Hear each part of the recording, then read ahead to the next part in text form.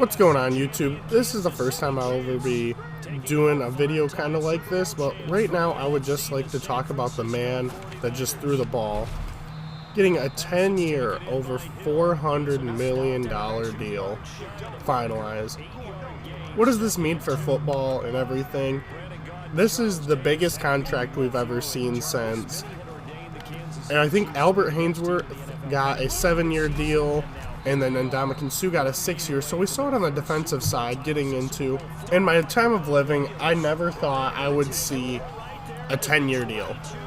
That's just being honest. I never thought we would see a 10-year deal in my whole life of living. I've still got a long time, but just seeing how players opt out of contracts early a lot, or they don't get the full 10 years of health and everything on their side. I never thought we'd see a 10-year deal. However, I'm giving it to a man that has took you to a divisional title and then a Super Bowl and won it, actually. I think he's deserving of that kind of money. Basically, I just want to talk to you guys about my thoughts and everything on it. I just feel it probably ruined their cap situation for a couple players like Chris Jones. I can definitely see Chris Jones being unhappy that a guy with 2 years still left on his contract signed this 10-year deal and they can't even get a job done for him. So I think Chris Jones will be one of those guys that gets traded, especially being the franchise tag. Also, he's the first quarterback to make $40 million. Dak Prescott wanted to make that mark. And I heard $40 million is not just what he's getting, it's the lowest he's getting, is right around there. So I'm going to assume he might have got $45 million a year. I'm going to say closer to 42, but he very easily could have got $45 million. Basically, what I think that means is quarterbacks are going to see that deal, or players are going to see that deal, and I think they're going to want to start demanding that kind of pay. And as much as I don't want to see it, because I don't think all players are deserving, like, he's a once-in-a-lifetime player. Patrick Mahomes has the arm strength. He's been a proven winner since he's basically entered the league, and he's a competitor too. He's had a very good team. I think Andy Reid is there for a while. I think they did a good deal. However, 10 years, that's a lot of durability and reliability and all that to hold one player accountable for. You see those kind of deals in the MLB. Not 100% about the NBA, but I doubt it there. But you see how those deals pan out in the MLB too.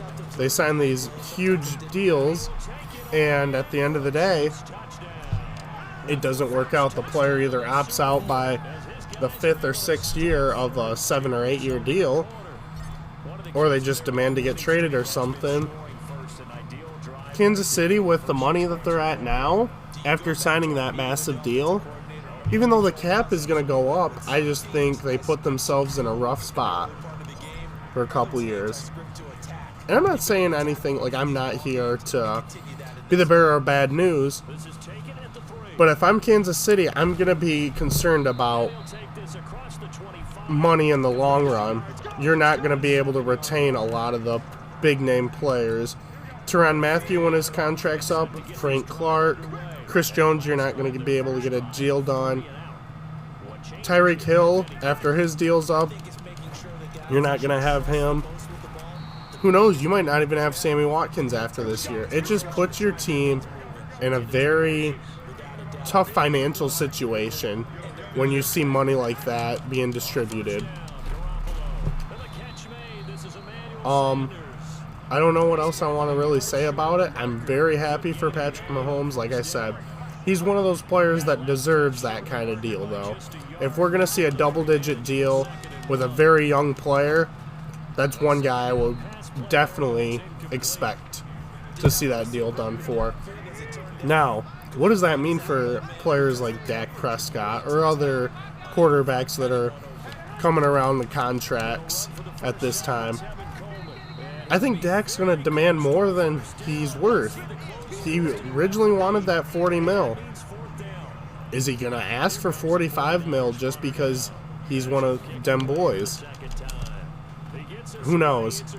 It's going to be interesting, to say the least, how next year's free agency pans out and how much teams are willing to pay. Because you see every year someone breaks a record. Like Matt Stafford, 3 or 4 years ago, he broke a record for the highest paid.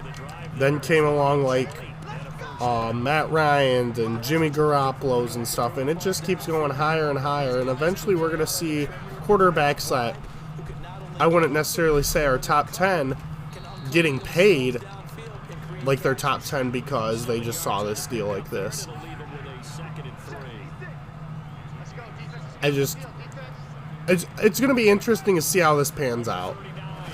I'd love to see it work out to where Chiefs win a couple Super Bowls with him. They're able to retain some of their players. They're being smart about their money and can't throw it around as much.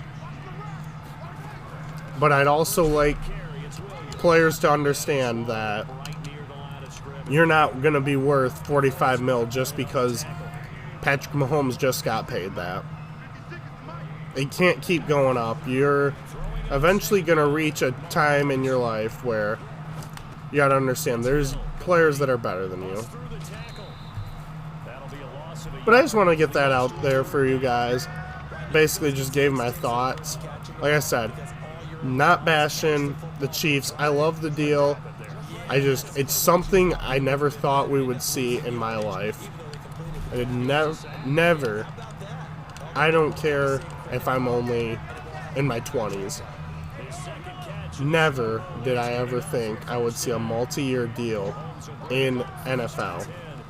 But I'd like to thank you all for watching. I hope you guys enjoyed the shorter video of just talking. Leave your comments down below what you guys think about the deal with Patrick Mahomes and if you think he deserved it or 10 years is astronomical. I'd like to thank you all for watching. Continue BooLin playing out.